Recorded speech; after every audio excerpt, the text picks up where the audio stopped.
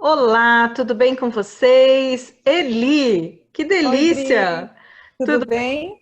tudo ótimo. Nós estamos combinando hoje, olha, as duas de Preto, isso black. aí. Já que o dia tá Maravilha. cinza, né? Oi?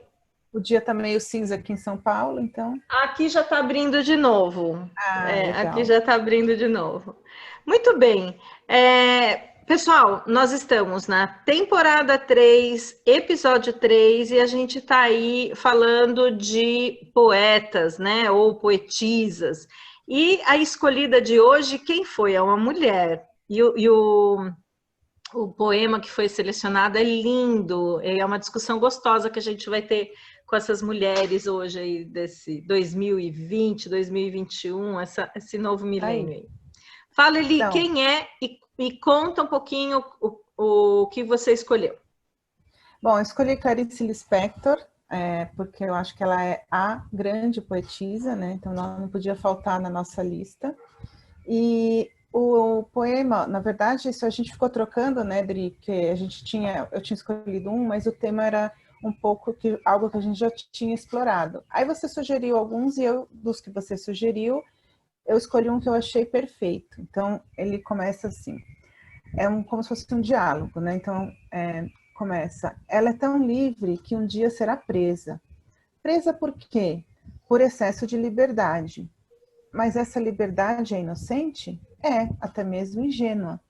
Então, por que a prisão? Porque a liberdade ofende. Muito bem. E Né? quais são os seus primeiros pensamentos Sim. em relação a isso? Que depois a Eu gente queria entra. puxar essa última frase, que a liberdade ofende, exatamente para até colocar para você assim. Primeiro, uma pergunta, né? Por que a liberdade da mulher ofende? Né? Porque um homem livre, ninguém questiona para onde ele vai, o que ele vai fazer, mas uma mulher livre, ou seja, uma mulher que não segue os padrões tradicionais, ou uma mulher que faz o que ela bem entende, vai para onde ela bem entende, e não faz mal a ninguém, mas as pessoas mesmo assim se sentem atingidas por essa liberdade. E, em segundo lugar, como que a gente poderia fazer um link disso com a constelação? Tá.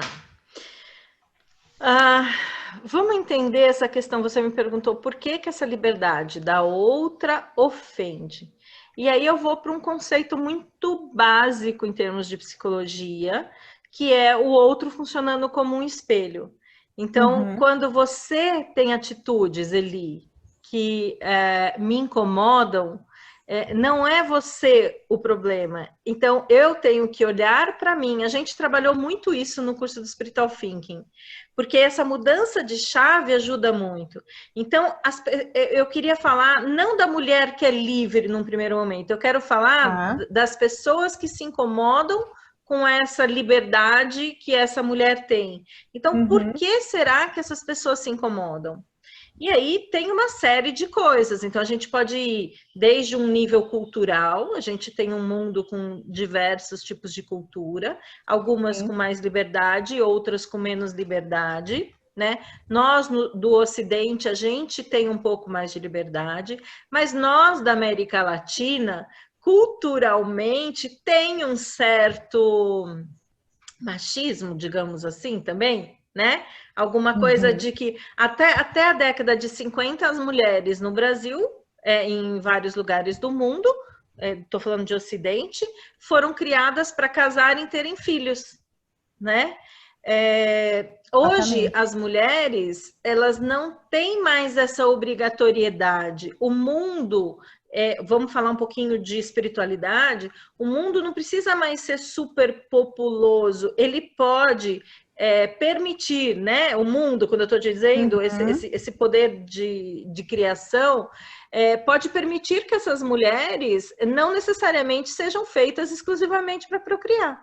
Então, se Exato. você olhar alguma coisa que vem muito enraizada, né? Isso Uhum. vem desde o início da vida humana, né? Então, as mulheres foram feitas para cuidar do ambiente, para cuidar das crias, para que esse núcleo girasse em torno da mulher. Então, se você olhar, isso acaba estando muito enraizado em homens e em mulheres, muitas vezes inconscientemente, né? Então, quando eu olho para uma pessoa e vejo algo que me incomoda, eu preciso entender o porquê isso me incomoda. Então, vamos pensar nesse sentido. Então, isso pode me incomodar por causa de crenças que estão enraizadas em mim, do que eu acho certo e do que eu acho errado, né? Eu posso me incomodar porque, no fundo, eu a admiro, mas não tenho coragem de, né? Certo. Também existe isso. E, na verdade, ela acha que ela não tem possibilidade de fazer o que a outra faz, porque ela não olhou para esses aspectos dentro dela, né? Tem um livro que me veio agora que eu estou falando dessa coisa da mulher, que é muito interessante, A Deusa Interior. Você já leu esse livro, Eli? Não li.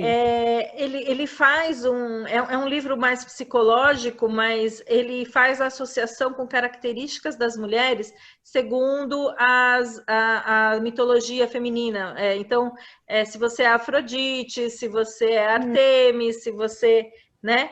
Então, nós temos como características alguma deusa dentro da gente, se eu for usar a associação com esse livro. Então, a gente tem certas facilidades para ser mais caçadora, para ser mais ligada à beleza, à sensualidade, que é de Afrodite, a ser a Hera, né? A Hera é a questão da mãe, do materno. Então, a gente nasce com determinadas predisposições de flutuar no mundo, né? E parece que tudo que é diferente do que eu tenho dessas disposições me incomoda. Por quê? Porque eu faço uma leitura de que isso não é certo.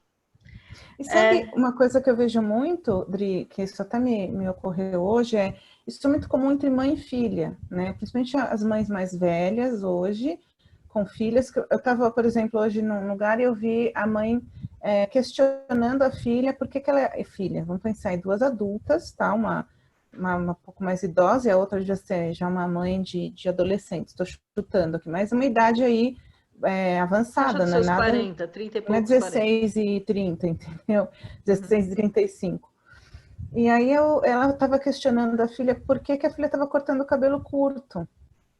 E, tipo, eu não entendo. Aí eu comentei comigo mesma, né? Pensei, pois é, diante disso tá o quê? A liberdade do filho e você não poder controlar mais, né? Claro que não tem a ver exclusivamente com isso, mas também, porque a liberdade do outro ofende porque você perde o controle, né? Que você acha que você tem. Tem essa questão. Tem essa questão também.